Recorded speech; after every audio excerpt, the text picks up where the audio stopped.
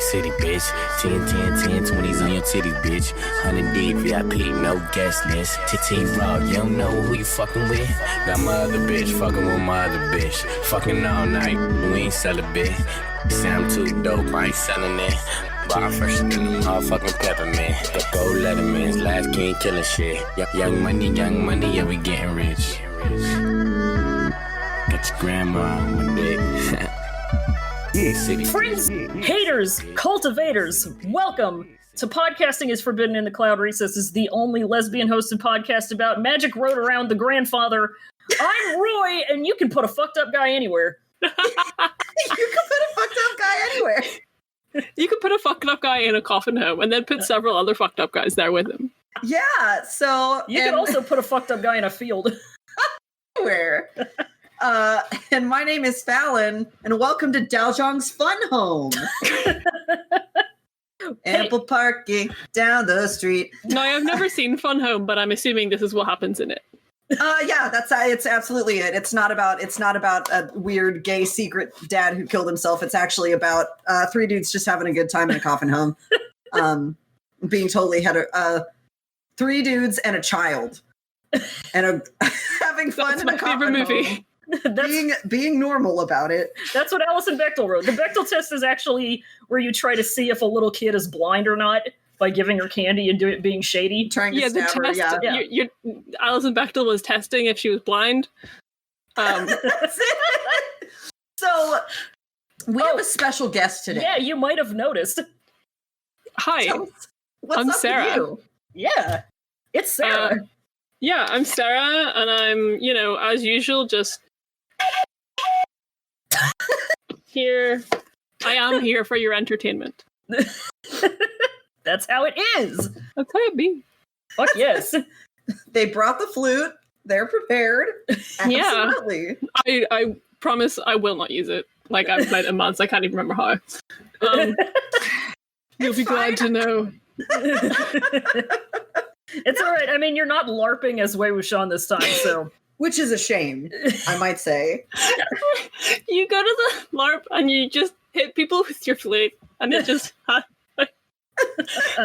actually done LARP like a few scant times, and I am thinking about it. It'd be really good.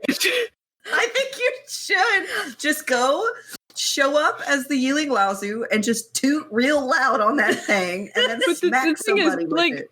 For when you're LARPing a wizard or someone who uses magic, like the way they LARP it is they just yell the name of the spell they're doing. So you could just do that, but with melodies, and it would sound a lot less goofy than LARP. And some might say it would actually sound pretty fucking cool. Just battle songs. Battle songs. Fuck yeah. Absolutely. I'm sure the LARP local to me, by local I mean in Glasgow, I'm sure they have like a bard class that I could just, They'll appreciate it. Oh my god, absolutely. Necrobard. Gotta have some levity somewhere, Yeah.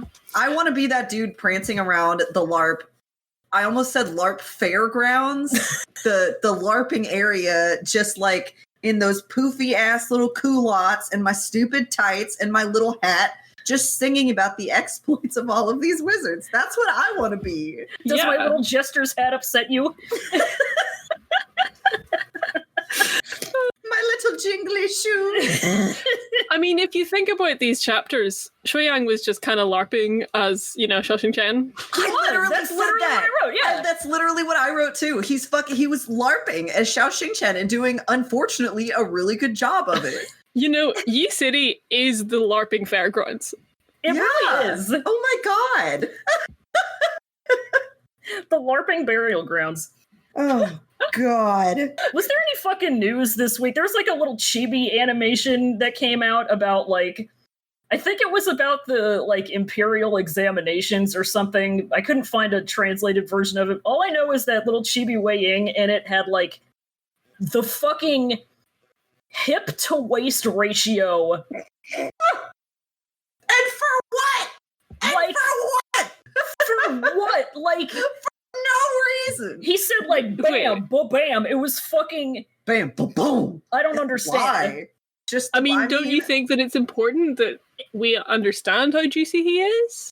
I mean, you're right. I mean, Mo Shang-Tangshu did make a point to, elucidate upon how thick he was in the backside department in the book, like multiple times. Like she made a point. She was like, "Yeah, he's built really good in the back. Like, yeah, he got a good ass. He got a good ass, and I guess they just needed to honor it in the chibi version." What? I mean, she literally pen to paper said weighing was caked up, and you could. Who am I to go against the word of God? You could have given him the fucking LOL surprise chibi bodies, but you had to juice them. I mean, we double cheeked up in Ye City on a Tuesday night in front of God and everyone. Need to finish my good 3:45 p.m. cup of coffee because I'm so sleepy. It's Sunday. Oh, it's Sunday, and I've allowed myself a glass of wine. So cheers! Absolutely, I'll drink to that. Got that Moet and Chandon. you got that Moet and Chandon. That Famile Boo Grier. That Chimp Agony. The Chimp Agony. I'm sorry. I don't know why those misphoneticizations are always so fucking funny to me. Oh my God. It's peak comedy. What was the one Max said? A mosquito? God, if there's one thing I've learned working at a wine shop this past month, it's that there are some flavors of wine that only people who hate wine drink. And Moscato is one of them. Moscato is like if you took like a vaguely wine flavored popsicle and melted it down and put it in a bottle. I mean, there's literally a wine brand that we carry called Liquid Popsicle, and it's fucking gross. It's so gross. The wine is so sweet. Unfortunately, that sounds like the type of wine Roy needs. You would fuck with a pink Moscato. I'm going to tell you this right now. I brought you home if I brought you home a bottle of this fucking tiny umbrellas ass, cheap ass, 3 for $15 ass pink Moscato, you would drink the fuck out of it because you wouldn't be able to tell that there was any kind of wine in it whatsoever. Call me Mosquito, bitch. Call me Mosquito, bitch. Fucking come get your delicious juice. Yeah. Come get your vaguely alcoholic juice. I'm trying to drink. This is a wine podcast now, I guess. No, we have a chapter that we read, right? Yeah, I mean, there was a chapter that we read. It was a chapter. I'm going to do my summary and then we can talk about it. Now, was this chapter gases, grasses, or asses? I think it was glasses and their wine glasses. Yes. Yeah, that's it. Okay. Yeah, glasses, grasses, gases, and asses. None of which you can ride for free. Damn. All right. I don't make the rules. I just follow them. Firing on all cylinders, aren't we? Yeah. So we read chapter 39, which is part 7 of the wine glasses arc.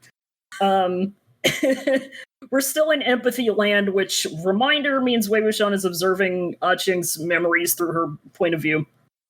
She's just run into Xiao Qingchen, and he's being a nice boy. He kind of guides her around, and he's clearly buying her fake blind act, like no questions asked. She steals his wallet anyway, but he still notices because he's got heightened cultivator senses. He's got spidey sense. And she tries to fuck off, but he grabs her. The nasty dude from the last chapter comes back and demands his money back.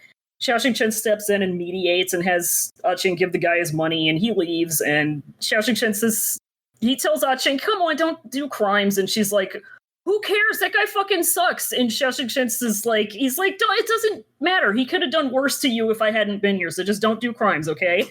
And he starts to leave, but she decides to do good now. So she gives him his money back too. And then she decides that they're going to stick together, like whether he likes it or not, basically. She's like, we got to stick together because we're both blind. And he's like, well, I do cultivator stuff. It's too dangerous. But she's like, well, too bad. And just follows him until he deals with it.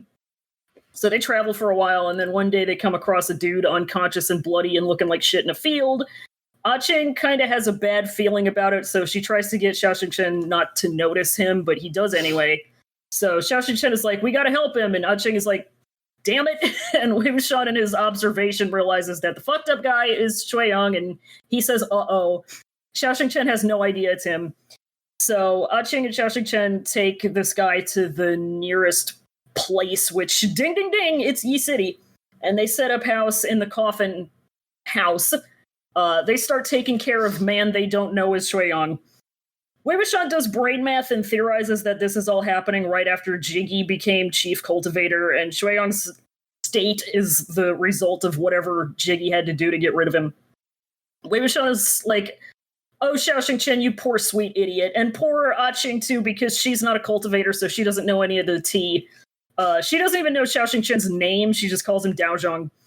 So anyway, Shui Yang wakes up, and he freaks out a little, but his brain steadily grows as he wakes up, and he realizes what's going on, that Xiao Chen doesn't know who he is because he's blind, and his voice is all fucked up from whatever beating he took, and he says, oh, sick, dude, LMAO, I can roll with this. However, Ah-Ching does not like him from the start because she actually can detect people's vibes, and he can tell. And he also kind of seems like he suspects that she isn't really blind, so he tries to, like, test her, but she owns him with feelings and emotion. Shui Yang backs down a little, but he needs the medical help that Xiao Chen is giving him, and he's too stupid not to take advantage of. So Shui Yang just makes a point of not letting Xiao Chen realize he's only got one pinky, and he just vibes the fuck out. Xiao Chen, makes a point of not asking Shui Yang's name, and Shui Yang is like, oh my god, this guy. Like, is that not what he says? Oh my god, this guy. Oh my god, this fucking guy. Xiao Chen and Ah-Ching both figure that Shui Yang's gonna fuck off to do his own thing once he heals, so they just, like, start letting him stay with him until he's all better. So every night, Xiao Chen is going out to go on night hunts and do cultivator shit, and he makes sure that Ah-Ching never comes with him due to the danger. But unfortunately, that means she's left alone with Shui Yang, and he does some stranger danger-ass bullshit with some candy and his sword, and basically tests her to figure out if she's really blind. But even though this is, like, easily the scariest version of some of the shit she's been through, she's fucking been there and done that, so she passes. Like, narrowly, but she does it. Shui Yang starts calling her little blind, which she hates. He says, I got to have my candy, whatever, and he asks where Xiao Chen went. And she's like, bro, I don't know, badass cultivator shit with this cool sword. I don't fucking know. The next day, Xiao Chen is trying to do some home repairs, and Ah-Ching is trying to tell him that this guy fucking sucks and he's up to no good. But she neglects to mention that he has a missing fingy, so Xiao Chen is like, well, you already ate the candy he gave you, so unfortunately that's the rules. He's staying. Shui Yang comes up, and Ah-Ching leaves, but she hides to spy on them, and Xiao Chen's like, shouldn't you be resting? And Shui Yang says, eh. And they start chit-chatting, and Shui Yang pretty quickly charms the hell out of Xiao Chen, who has never met a person before, and he has never heard a joke in his life. So brainlessly, he's just like, this guy's great. And Ah-Ching is like, god damn it. And Wei Wuxian is thinking, yeah, he wants revenge. This beating he took is, in Shui Yang's onion, Xiao Chen's fault. So he's here to get revenge, and he's planning something. They don't know what yet. So then it's like a month later, and Shui Yang is mostly healed, but he's still just living here, and he doesn't seem like he wants to go anywhere else anytime soon. And he starts asking Xiao Chen if he can come night hunting with him. And he's like, and Xiao Chen is like, okay, fine. Ah-Ching sees this and thinks, hell no. And so that night she sneaks out, she follows them out, and sure enough, Shui Yang is standing there being smug while Xiao Chen stabs an alive villager, and that's the chapter. That's it. That's it. Yeah. Hey, so about these chapters, can I just say? Yeah. Ah-Ching is the smartest, most competent person in this entire novel. You're completely right. It's fucking true. You're totally right. Like, oh my god. I'm reading it, and she's doing all this, like, brain genius acting and clever lying and, like, standing up to bad situations. And I'm like, if literally anyone else was in her position, they'd freak out, fuck up, get killed. It's so good. Her brain is fucking huge. I even, like, one of my notes is just a doodle of 3 brains, and one of them is a tiny dot, and it's labeled Xiaoxing Chen. One of them is slightly larger, and that's Chueyang, and then the hugest one by far is Aching. She's so smart. That's true. This book would be 8 pages long if anybody fucking listened to her. Dude. God, there was like, it had been about a year since I read this chapter last, and I just there were 2 things that I convinced myself of, and one thing that I forgot. The thing that I forgot is literally how smart and capable and clever Aching is. Like that, for some reason, that completely slipped my mind. But like the 2 things that I convinced myself of was that Xiaoxing Chen was just like a sweet, soft baby. He was pretty smart and he did nothing wrong. And then the other thing I convinced myself of was that I was kind of okay with Chueyang. Mm-hmm. And rereading this chapter, both of those were, no, I was wrong on all counts. And you know me, I don't like to admit when I'm wrong because I'm very rarely ever wrong. Because you're an Aries, too. Because I'm an Aries. And that's coming from a Leo. But I was wrong about both of those things. Xiaoxing Chen's a fucking dumbass. And it pains me to say that. Like, no thoughts, head empty. Yeah. No thoughts, head empty. No thoughts, head empty. I mean, I feel like his biggest problem is that he's literally like, he wants so badly to believe in people that it becomes a fault. Yeah. And also he's just stupid. He was more discerning about coming across a little girl that happened to be a pickpocket who was also blind on the street. He was more critical of her than like this random dude he saw beat the fuck up covered in blood that was nothing but cagey about his past. Like, he was more critical of the little girl than of this dude. This man was homeschooled. Like, yeah, he's a homeschool kid. Like, yeah. With all due respect to homeschool kids, this guy is a homeschool kid. Like, you fucking right. like, he literally, like, he's so sheltered. He has no frame of reference for any of this shit. So, like, this is a man who, when his best friend, in big quotation marks, best friend, was blinded, said, you know what? I don't need eyes. I'm just going to let him have both. And didn't for a second consider, maybe we could both see with, like, maybe fucked up depth perception. I could give him just one, you know, and split the difference. But nah, you have these. He has... Listen, he just really doesn't vibe with eye patches. No, I mean, it's not his style. He would rather work the nice, clean white bandage because honestly, the aesthetic is, I guess, better to him than the eye patch. Even though, I'm sorry, eye patches fucking rule. Eye patches do rule. Look Official at Dimitri Alexandra Blaze. Right there. Come on, he's Look right at there. Dimitri and he Fire looks cool Emblem. as fuck. But I mean, like, that's not Xiaoxing Chen's vibe. Like, It's true. I get it. I'll tell you though, he should have thought about the fact that it was definitely Songlan's vibe. Yeah. Think about Songlan with an eye patch. Like, Okay, come so on. Saying. Several episodes ago, we established Songlan as Joth. Yes. Yes. Yeah. And I want to posit, is there anything more goth than when Xiaoxing Chen, like, starts crying blood in these chapters? That's fucking true. No, that's like the fucking basis for so many middle school emo goth poems, you know? Crying tears of blood to express how you're feeling on the inside. Why he started doing it. It's because Aching is like, hey, are you blind? And he's like, Oh, yeah. And he doesn't want to completely traumatize this child by telling her, yeah, I actually plucked my own eyes out and gave them to my best friend, and now my eyes are just like 2 complete pits. That's Yeah. the most Sometimes when I get most emo. It's just so normal and cool. Like, extremely emo. Jesus Good Lord. Christ. The melodrama. You know? Like, fuck. You're totally right. He could have just given him one eye, but that wouldn't have had the dramatic effect of, like, ripping both of them out and just surviving as this martyred blind guy for the rest of I think he doesn't know what eye patches are. I think, like... Damn. Does he think that, like, you have to have 2 eyes or else it doesn't work? That's my guess.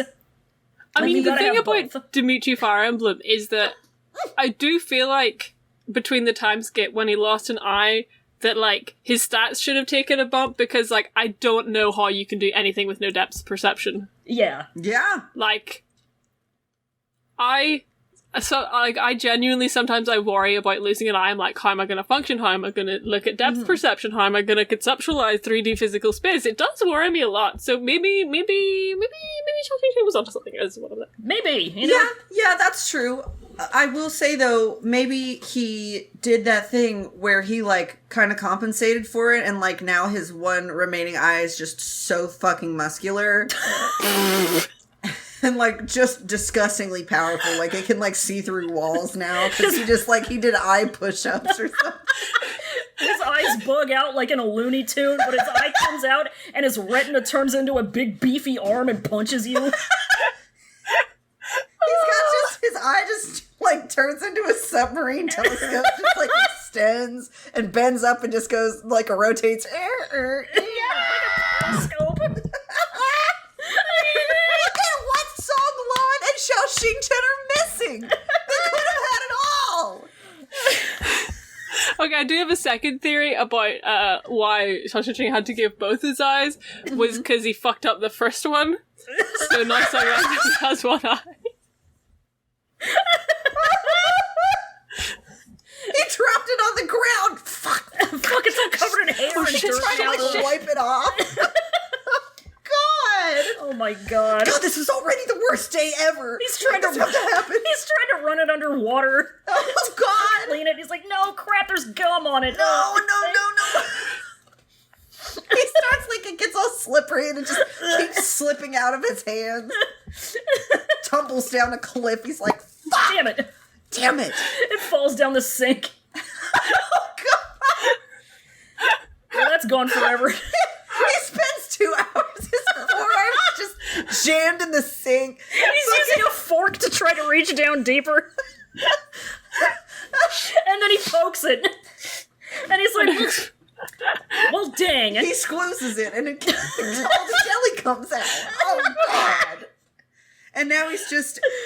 and he just fucked it up forever. It feels like a total yutz. Wow, hey, if you're someone who doesn't like eye stuff, don't listen to this episode. Oh, shit. Oh, God. Oh, God. The funniest thing is, I'm someone who doesn't like eye stuff, and I'm having a great time. Oh, my God. So they missed out on the opportunity of a lifetime, clearly. For some eyeball shenanigans. The eyeball zone. So, God, so we're talking about this chapter. Supposedly. Blow my nose again. Yeah. So... All the laughing, you know it got to me. Oh, God. Oh, yeah. So she comes across Xiaoyu. Xiaoyu basically calls her out. Yeah, you know. He's like, please don't pickpocket. And then he goes a little bit too far. Like, can we... I'm gonna save that because it's on the second page, but like, fucking he comes up and he's like, hey, maybe, watch where you're going, I'll help you out. But then he starts kind of scolding her a little bit, like, hey, maybe don't pickpocket. Like, come on. There's this sentence, though, like, that's, no matter how quick a street roamer like Ah-Ching was, they wouldn't be able to fool the senses of a cultivator. Yeah, Xiaoyu notoriously great with senses. Oh yeah, he's really locked the fuck in to the frequency. He's tuned in. He is on the wavelength. He's got Paul Atreides levels of prescience right now, clearly. And that's why he's dead. Frank Sherbert's dude. So So Ah-Ching, she gets caught out and she tries to scamper away, but Xiaoyu just scruffs her. Yeah. And that's when old Fuchi dude decides to come back in. Mr. Fuchi Slides comes in and he decides that now is actually the time that he's going to assault this child for stealing his shit. Wearing his Fape hoodie. So he comes up and Xiaoyu is like, hey, sir, please calm down. He gets his best customer service voice on. And of course the dude's like, oh, so you're defending this innocent child. That means you're fucking her, right? Get out of the way. I gotta slap this child. Like, why? yeah, he says, did you know that she's a thief? Bitch, did you know that she's 14? Fuck off. Did you know that she's fucking not blind, but you think she's blind, and that's what matters? She's a God. street urchin. She's doing what she needs to do to get by. Yeah. Come on. And then fucking Xiaoyu Chen is like, give the guy his money back, and I know I've asked this before, I know we discussed whether Xiaoyu Chen and Songwon are cops, but this seems kind of cop, but then it is. It's kind of a cop move, but then by the end of this page, I guess, I kind of realized, I guess he's not a cop because he ends up, like, being okay with her stealing his money. Yeah. Because, because of the circumstances. Yeah, so, like, I guess that's less of a cop move, because I would count this, I guess, as him doing something to help the problem at the root. I will say, though, he did say the thing of, well, you shouldn't have provoked him. Yeah! That thing, and I will Big say... ol' note there. I was gonna spend some time on that by itself. Yeah, and I will say, before you spend some time on that, Xiaoyu Chen may not be a cop, but I'm going to say this with all due respect. With all due respect. And not with any hatred in my heart, just with a grim resignation. With all due respect. Xiaoyu Chen is a centrist. He is a centrist. He's a centrist. He's a sincerely and on the fence kind of dude. Right. He's like, his entire deal is like, I have to be nice to people. Yeah. Yeah, I have to be nice to people no matter what, even if they step all over me. Yeah. Yeah. It's weird how that's just kind of the core of the centrist mindset, is civility. Right. Yeah. Like, do you remember the tweet that I showed you, I think, last night that was, like, something about, like, when Lan Chen is being a centrist? Yeah.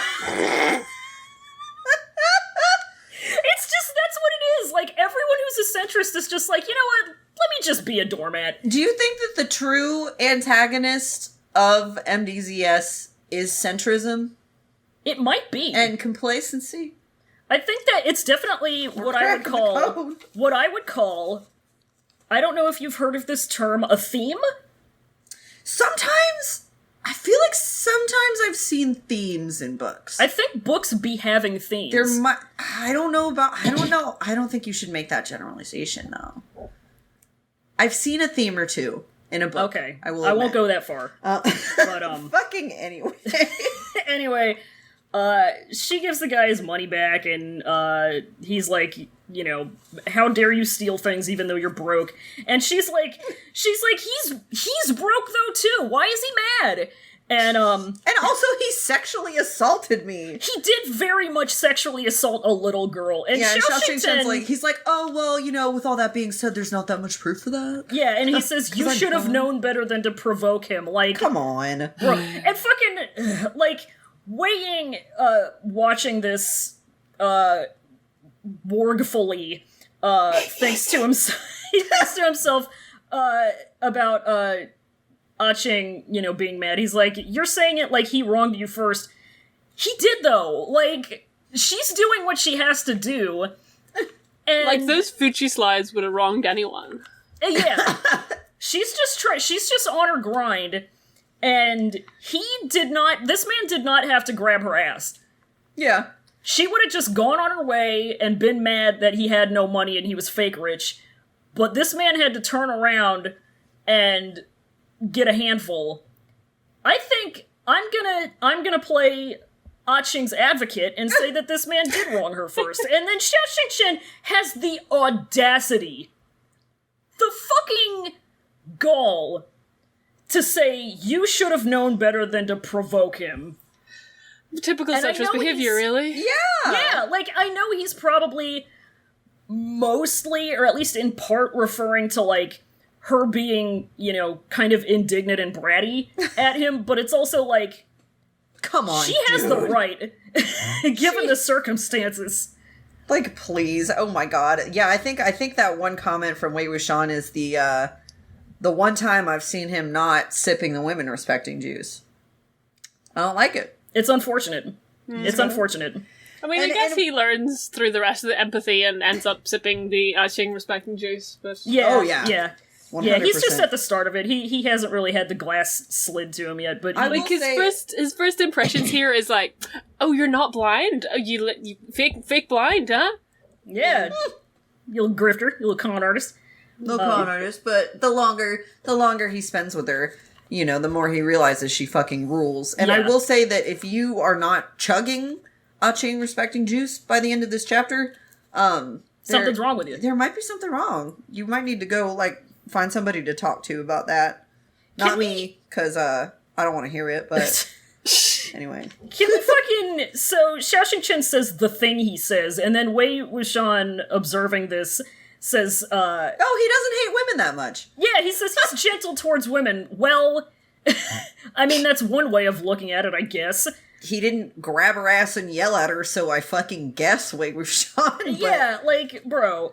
blaming her for getting her ass grabbed is I wouldn't call that gentle towards women, but you know what? I'm sure there are plenty of centrists who would. So. Yeah, one of my notes on this page was just a big grimacing emoji, just the clenching my teeth. And so after this, you know, Xiao Chen gets up out, and Ching gets his attention again by slamming into him and telling him, "Hey, listen, I still have your money." I feel bad. Xiao Chen's like, It's cool, I got just nothing. take it. Yeah, just take it, I'm broke. There's some lint in there. maybe like a handful of rice if you really need it. There's a pine cone, I mean, you can do crafts with it, whatever. There's a paper And- clip. Yeah. Got a lot of cool stuff you could do with paperclip.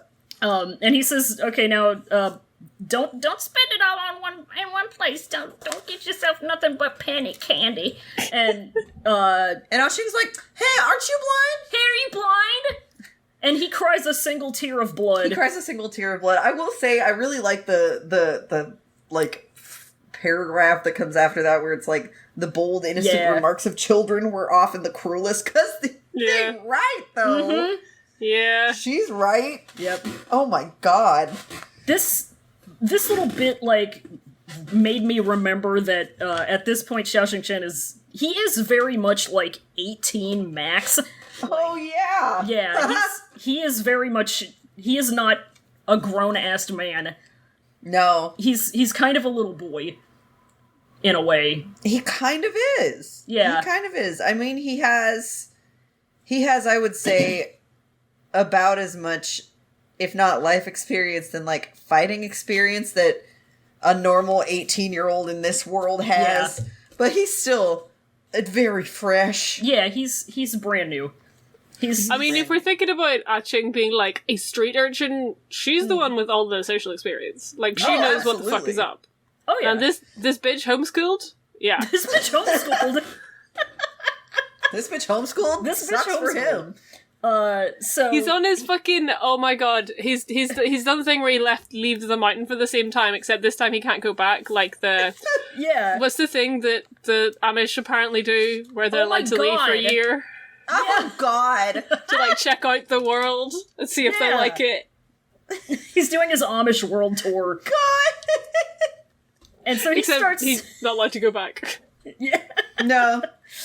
God, those parameters are pretty harsh, huh? Damn. Ain't that just the way?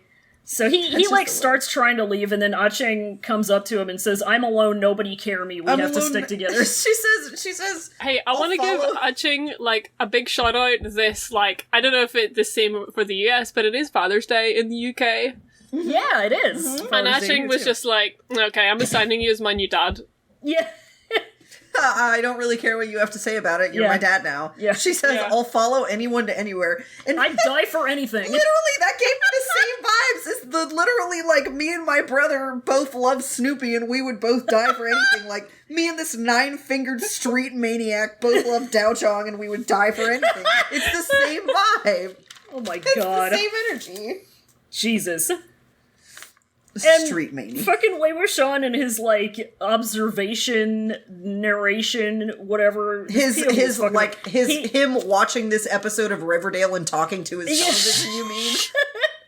The narration says, being as clever as she was afraid that Xiao Chen would refuse her, so she took advantage of his agreeable nature and threatened some shit. He's the most easily manipulated motherfucker in history. It's pathetic! He's worse than Lan Shichen. Oh my god, he's a total doormat. Like, it's so sad. He has no fucking idea. He has no idea.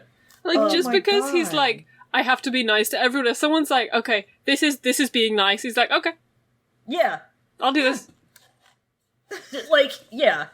He doesn't Just fucking help know. people, Xiao Chen. Just help people. And he just takes that and rolls with it. Yep. To a deadly fault. Uh-huh.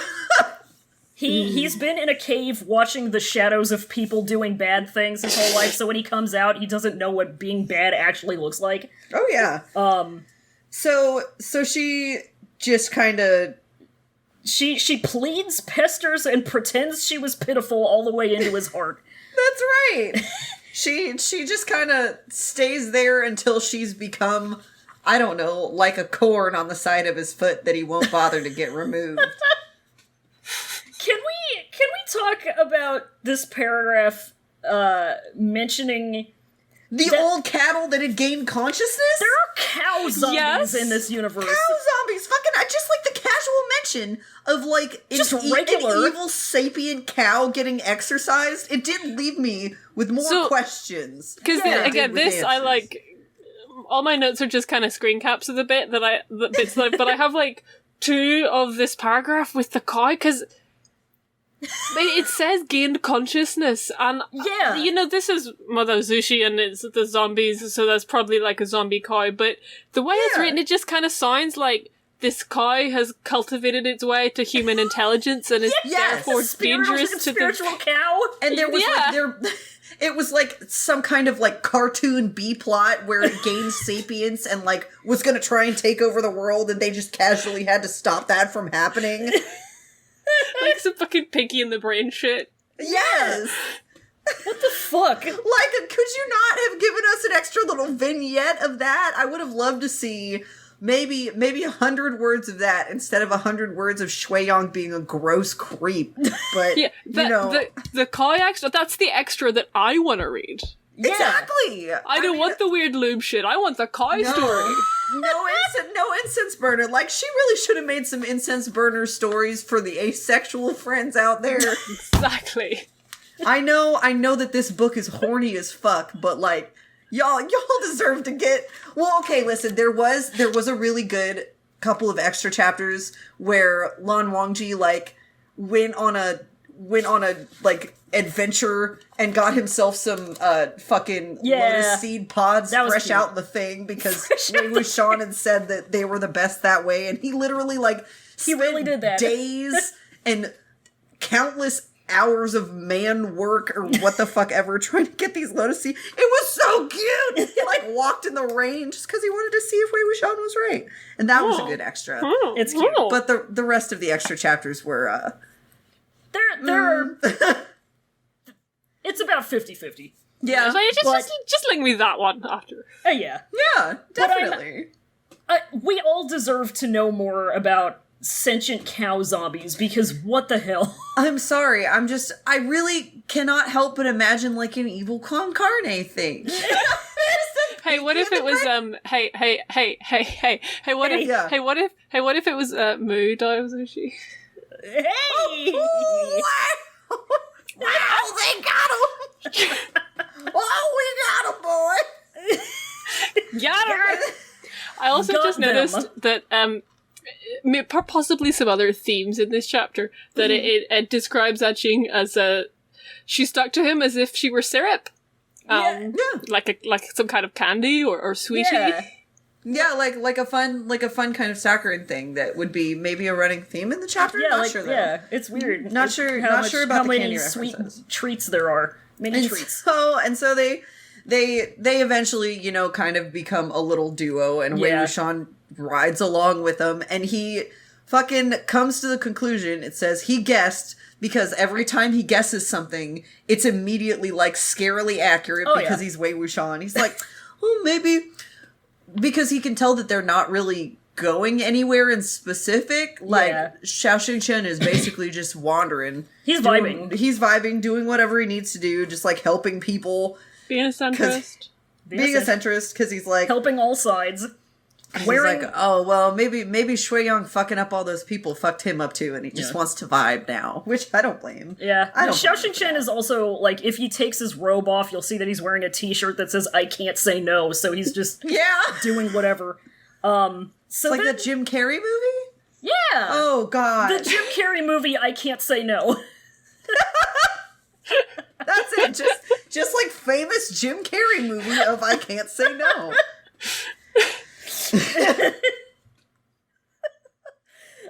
So then they're in a field. They're walking around. Ah-Ching supposedly twists her ankle, but she basically like, I don't know. She wants to. I don't fucking know. She's just pretending. She's just pretending because she sees this fucking body. Yeah. And she's completely unaffected by a possible dead body. Beyond thinking about how annoying and inconvenient it is. She like, says, fuck them mans. Man, fuck that guy. I got bigger things. I got more important things to do, like getting Xiao Chen's attention and keeping it. Yeah. Because he's my dad now, and I require that to survive. He's my dad and my brother at the same time. He's my dad, my brother, and my teacher. And my best friend. And my best friend, and if he pays attention to anyone else other than me for more than a minute at a time, I will implode. Oh, yeah.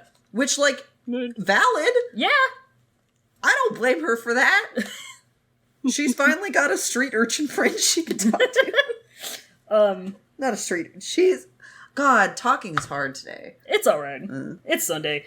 So she says, fuck those mans, and Xiao Chen, like, offers to pick her up and carry her, and she's like, yes!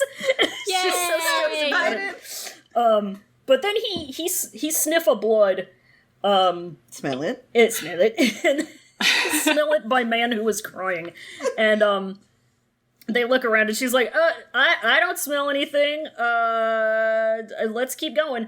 But he says, no, let's check it out. Yeah, and then just as she finished speaking, as if heaven wanted her to go against her wishes, the person in the bushes coughed. Fucking same. Like, just like, can't believe the righteous cultivator I've been traveling with and know the self-sacrificing habits of wants to help a half-dead guy instead of paying attention to me. But she's also Vibes Master. She is. She is. Yeah.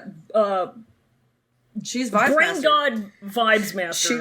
She doesn't like the cut of this guy's jib. Yeah, she does not trust this beat-up man one bit. They go over and, like, poke him with a stick or whatever. So they, like... She's like, just wants this guy to die because it'll be less of a hassle. But since Xiao Chen says, I'm the footprints in the sand, and picks this guy up. And Wei Wuxian's like, damn, this place looks familiar. Yep. And then he's like, oh shit, oh no. It's fucking Yi City, folks. They're walking straight into Yi City with this random person on Xiao Chen's back. We all know who this is. Yes, I know. I just love how as soon as, like, Xiao Chen picks up this guy, Ah-Ching is like, that was supposed to be me? Literally? Excuse you? He was gonna carry me, and now he's carrying this dead guy? He doesn't even smell good. I can't believe this. He doesn't even smell good. He's dirty, and his clothes are old. Can he just die already, please? Can't you just, like... give everybody else a break. Like, do everyone a favor and just die. Die. God, I really wish... God, this entire arc would have been so perfect if Shui Yang had just died right there. If he had just bit it. If he had just been lying dead on the pavement instead of lying mostly dead on the pavement. Fuck. So they take him into Yi City. Wei Wuxian realizes that that's what they're doing. But the thing is, this is before Yi City went to shit. Yeah. It, like, looks okay, whatever. He's fucking carrying this half-dead guy on his back, and he's like, well, nobody's gonna let me stay with them, so I guess I'll just sleep in the morgue. Yeah, like, y'all got any funeral homes available? Trying to vibe tonight? trying to You sleep. know, I got this dead man's. Sometimes you just kind of find somewhere to sleep for a night, and then you end up like living there for however many months. Yeah. sometimes Housing, it's you know. like an ancient temperature controlled corpse refrigerator that Yeah. you end up living in, and like that's fine for some. I mean, people. that is, it's the goth aesthetic, like. That's true. Just So, living gotta in a respect morgue. it. How am I Yeah. supposed to argue with that? Oh, happy 420. Happy 420. Oh, It's before happy time, New him. happy 920. Oh. Happy 920 to you. Happy East Coast Weed Minute. But yeah, it happens to be, they go into the coffin home because there's like a watchman guy who's like, yeah, it's empty, the last guy died there, so they're just you go. like, alright, sounds good. So they go there and it's the same coffin home where everybody is at in the present time. I do also think, because there's like a few mentions of it, like that, Ah-Ching goes to bed and like I think they sleep in the coffins. Yeah, Yeah. they do. Like they totally do. just sleep, like Shui Yang out here with his little vampire teeth, sleeping in a coffin with the rest of his adopted family who he's tried to also sort of kill. It's vampire times. Yeah, I think it says in the text that Shui Yong is the only one that gets the bed because there's only one bed, and then Xiao Xing-Chen and Ah-Ching are just coffin boys. It's unfortunate that this is the arc where we get there's only one bed. Yeah. Very unfortunate. Yeah. And I am glad that this was not the arc where we got trapped in a coffin together. Because That's for later. if we had gotten Xiao Xing-Chen and Shui Yang in the MXTX brand trapped in a coffin together, We would never hear the end I of it. really don't know if I would have had the strength to go on. Because you just can't. Oh God, I'm so glad she didn't fucking do that. I wouldn't have been able to go through that. Just personally. God. She sorry. she saved that for an even bigger mess. Yeah. Oh God. I really do enjoy the ones that she saved it for, though. That was great. What can I say? So anyway, that's coming soon to you in probably 2022 when we eventually cover it. Anyway. And so they bring dude in there, and Ah-Ching's like, "Oh my God, this place is hooked up! Look at this! They got a stove and everything. They got a fucking fridge! I can't believe this! They have a mini fridge that's already stocked with some wine. Oh my God! There's roaches in it though, so Yeah, there it is. But Xiao Xing-Chen tells her to boil some water for reasons.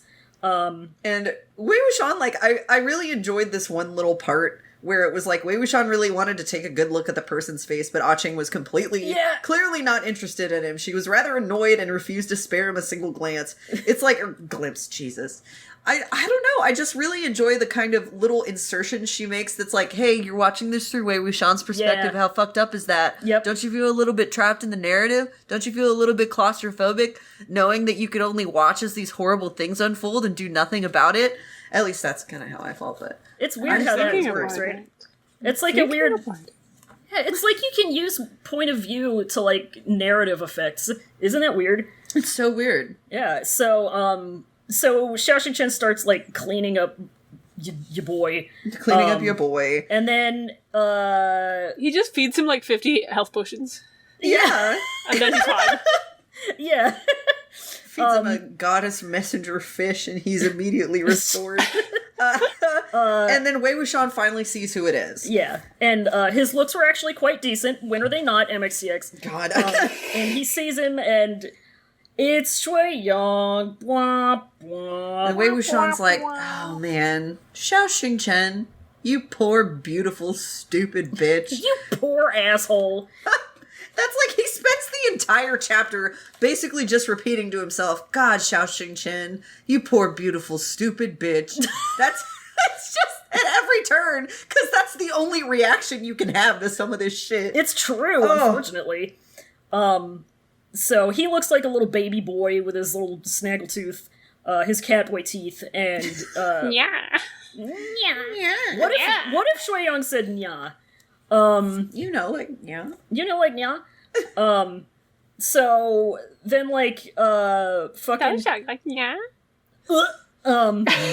fucking 48 hours hard evidence voice. Who could have known that a boy like him would have wiped out entire clans? Like, Yeah, who would have thunk? Who would have thunk? And so Wei Wuxian is like doing brain math. Yeah. He does the thinking emoji, and he like works out that Jiggy has just become chief cultivator at this point. He's become wizard president, and for whatever reason, he couldn't kill Shui Yang, but he could get him extremely roughed up and left for dead. Yeah. So he left him somebody left him on the side of the road. And Jiggy got confident and cocky and just told him he was dead. Yeah. Told everybody he was dead. Yeah. However, yep. Villains always tended to outlast heroes, which is a very, very potent nugget of truth. Yeah. So Xiao Chen, isn't, doing his due diligence and feeling this man's face to, like, feel what he looks like. Because nobody's ever told Xiao Chen to trust no bitch. No. He didn't have somebody, like, redacted in his life to not trust anybody, so... Not that helped him, but Ah Ching is, like, watching. She doesn't know anything about the backstory. There's an emergency vehicle going by. It's a fire truck. Okay, enough of that. Ah Ching isn't a cultivator, so she doesn't know anything that happened between these two. She doesn't know anything about Shui Yang. She doesn't know Xiao Chen's name. She just calls him Daozhang because legally that's his name. Yeah, he's legally Daozhang. Yeah, legally his name is Daozhang. The name of Daozhang. And fucking... the legal name of Daozhang. And and Wei Wuxian's just thinking about it, and he's just like, God, you poor, stupid, sweet bitch. Because it's like, I feel like Xiao Chen is proof that, unfortunately, some characters, and people sometimes, just kind of exist to be the universe's, like, least deserving punching bag. Mm-hmm. Xiao Chen, he cannot catch a break, and it's partially because he's very stupid. But I just feel bad for him. And Wei Wuxian, you can tell Wei Wuxian feels bad for him, too. Mm-hmm. He's like, Jesus, if only he had a brain. If only he hadn't been homeschooled. Yeah, exactly. Actually, that's a lie. Wei Wuxian would not think of that because Bashan's on around. Yeah. Wei Wuxian is just watching all of this, and all of it is going into his cringe compilation. Bro, you just posted cringe. Bro, you just lived through 2 years of cringe. Bro. Xiao Chen is, like, cleaning Shui Yang up some more, and Shui Yang's brain is getting bigger and bigger because he's realizing that, like, it's Xiao Chen here, and he doesn't realize he's him. Yeah, he like rouses, and Xiao Chen's like, hey, just chill out. And the best thing about all of this is that, Xiao Chen isn't going to be able to tell who Shui Yang is because Shui Yang's voice and throat are, of course, injured. Yeah, they're all fucked up. So, everybody in the fucking spot knows who this man is. Exactly who this man is and what he's about. Except for the person for whom that information would be the most important, and that is, for some reason, just so much more torturous in this point of view. It fucking sucks. It totally sucks because you're watching it like watching a movie in a book. Yeah. Yeah. It's like the exact opposite of, like, my favorite fucking trope, which is like, two rivals meet, but they're both in disguise and don't know who each other is, and this is like it's the same but inverse. It's the mirrorverse version of that, and you hate to see it. Oh yeah. That, like, they've got bad goatees too. Yeah. And then doing the voice, he's talking like this because his throat's damaged. Hey, I'm Shui Yang. Oh my god! Hey, he just talks like fucking like a horrible fucking Brooklyn Scrappy Doo. Jesus. Oh no. Joey Wheeler Shui Yang. What if Shui Yang just normally sounds like Scrappy Doo? I've cracked the code for unsexifying Shui Yang and making sure no one likes him again. He shouldn't be sexified. He's like 15. Yeah. He's 15 and he's got the emotional intelligence of a 7-year-old. Come the fuck on. Oh god, that's right. He was like 15 or 16 when all of this was going down, huh? He's a little boy. Ooh. I mean, oh god. not gonna make excuses for the horrifying shit that people do with this particular ship, but I mean, I just, no, I can't even continue with that because there's no, I was going to say, well, Xiao Chen is only like 3 years older, but God, it's just such a horrifying, like, it's such a horrifying, what's the word, dynamic in general. Yeah, I mean, this whole time I thought that, like, Shui Yang was, like, at least 20, and it was still the worst thing in the world. Yeah. Fucking absolutely. Yeah. I just, oh God, it's like the age doesn't even play a part in how disgusting it is. Yeah. But then, like, for the first time ever. Yeah, but then, like, I mean, just on a character level, when you think about the fact that he's only, like, 15 or 16 here, like, holy shit. Yeah, absolutely. That makes it so much scarier. Like, yeah, there are some people who are just completely beyond help. Completely beyond help. And it's just, it kind of makes me uncomfortable that MXTX made such a clear effort to illustrate how bad of a person Shui Yang was and how completely unstable he was. And how yet irredeemable he is. Irredeemable. And yet people read this book and they went, my favorite character is Shui Yang. Ooh, woo, he's such a widow baby. I just want you to, like, take a step back, look at the novel you're reading, take a step out of the Grasses arc entirely, and tell me why you think that this person is the best character in the book. He's a great villain, but he's your favorite character in a book full of people like Wei Wuxian? I'm worried about you, love. I'm really worried about you. Honey, sweetheart, sweaty. I'm sorry. Shui Yang he is legitimately, like, one bedwetting shy of the McDonald triad. Yeah. I wish Mo Shang Tong Shu had told us that he wet the bed and just Then we clinched would it. know for sure.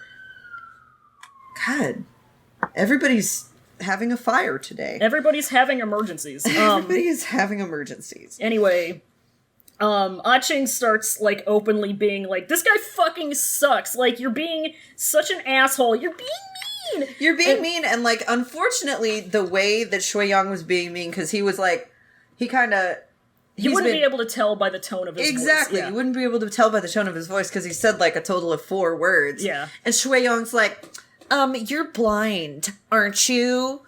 And fucking Ah-Ching does the clever boy thing again. Mm-hmm. She's too smart. She owns the shit out of him. She's like, listen, do you fucking... What do you care? Are you anti-blind? Is that what this is? Yeah, like, do you know what the experience of being blind is like? Oh my god, you're being so aimless right now. Just shut up. She's right.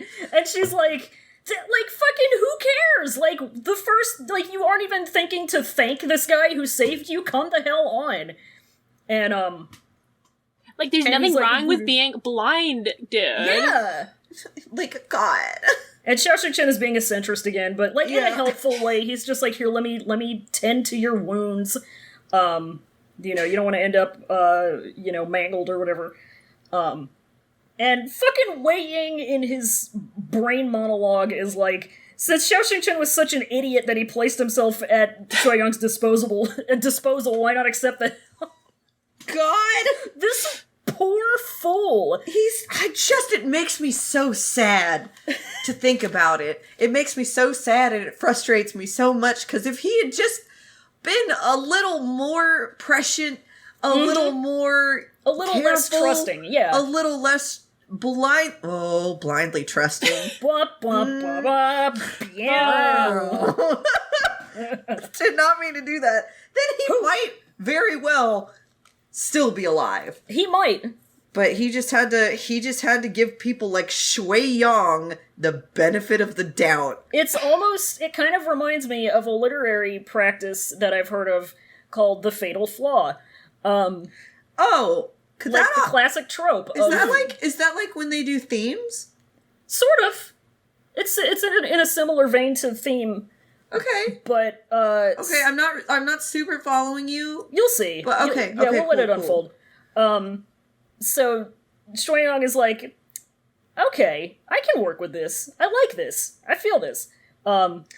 Thank you, Dao-jung. Like, God. his entire demeanor changes once he realizes that, he turns into bratty little brother. Yeah. Once he realizes that he can definitely fully manipulate the situation to his pleasing. Yep. And Wei Wuxian's, it's just like, Wei Wuxian still felt anxious since he'd be going through the same experience. Yep. Because just thinking about, oh man, Shui Hong's gonna kill both of these people, isn't it? Yeah, there's this line where it says he was truly, Wei Wuxian was truly worried for the two blind ones, both real and fake, in the room, but especially for Qing. Because it's like, she's too smart to stick around in Shui Yang's point of view. Like, she's gonna figure his shit out sooner or later if she hasn't already. Mm-hmm. And meanwhile, Xiao Chen is, like, too dumb to bother killing at the moment. And he doesn't want to, like, Shuiyang doesn't want to just kill him. He wants him to suffer. Oh, absolutely. Yeah. Meanwhile, Qing is just there being smart and, like, potentially fucking up his plans for that. That's right. She's the wrench. Mm-hmm. And that's the problem. So Shuiyang is like, better make sure this man doesn't feel my fingy.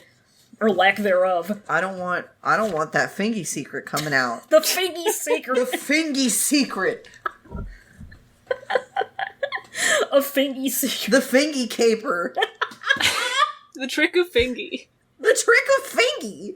The fingy's trick. Fingy's trick. Fingy's trick. Fuck off. But anyway, Xiao Chen really wants to make sure he gets better. He's like, anyway, just like, don't jump around anymore or you'll fucking disintegrate. Yeah. And he doesn't notice that Shuiyang has his Michael Jackson single glove on. Yeah. So he doesn't realize he's him. Yeah, and so Shuiyang, knowing this and wanting to, like, play with him, I guess, just, like, baits him. He's like, aren't you gonna ask who I am? Yeah, he, like can't believe that he's really this fucking gullible. Like, are you serious? Like, you want to see, like, hey, do you want to know whether I've, like, killed people before? Yeah, he says, like, for real, though, you're not gonna ask my name. You want to know how many fingers I have? God, guess how many fingers I'm holding up? Cruel! 10, of course! Fucking, do you remember, like, a year ago, I made that tweet that was about, like, Xiao Chen not asking Shuiyang's name for, like, 2 years, and everybody in Yi City being like, so you've been living with this guy for 2 years, and you still don't know his name, and he's like, it's simply none of my business. Listen. Sometimes you ask someone's name, and then they tell you, and then you forget it, and then you're too awkward to kind of go back and ask, so you end up living with someone for several months whose name you don't quite know. It's... Listen. I understand where this man's is coming from. Oh my god. God. So he's just like, that's your business. That's not for me to know. Yeah, I'm just here to help you not die, We're just passing through. You're definitely gonna leave after this, and we won't see each other ever again, so... And Shuiyang's like, that's what I'm gonna do. Wei Wuxian comments that even if he had asked, Shuiyang probably would come up with something. God, I don't know, man. I can't stop visualizing Wei Wuxian's little inserted comments as him just sitting in front of a TV yelling at it. Yeah! Like fucking Gogglebox ass. Yes! He's just watching this particularly fucked up episode of Riverdale. God. And just commentating on it like the TV can hear him. God, don't go there, Xiao Chen, you idiot! Come on! Don't pick him up! Leave him there! Oh my god. Okay. Like, okay, but like, now I'm just kind of like imagining, Wei Wuxian and Ji, they're like sitting watching TV, and Wei Wuxian just won't shut up, and like, LWJ is just sitting, looking at him adorably, like, I love my annoying husband. Yeah, exactly. He thinks it's the cutest thing ever. Yeah, he's just sitting there appreciating it. Him getting unnecessarily vitriolic towards this TV show. And just like, if anyone else comes around to their house, they're like, can you shut the fuck up? And like... Lamonji's just like, that's my baby. That's my baby. That's my baby. Yes. We fucking... Okay, I want to take a survey here. Given what we learn in the next page about the way Shui-Young comes up with names, do we really think that he would be able to come up with a pseudonym on the spot if Xiaoxing Chen took him off guard and said, hey, yeah, what is your name? Or would he do something like, My name is Yue Shang. yeah! Yes. Yeah. My name is... Mr. Nine Fingers. Oh, wait, like shit, a no, I Mrs. mean, Doubtfire and like Mr. looking at a paper, being like, my name is Fire Rescue.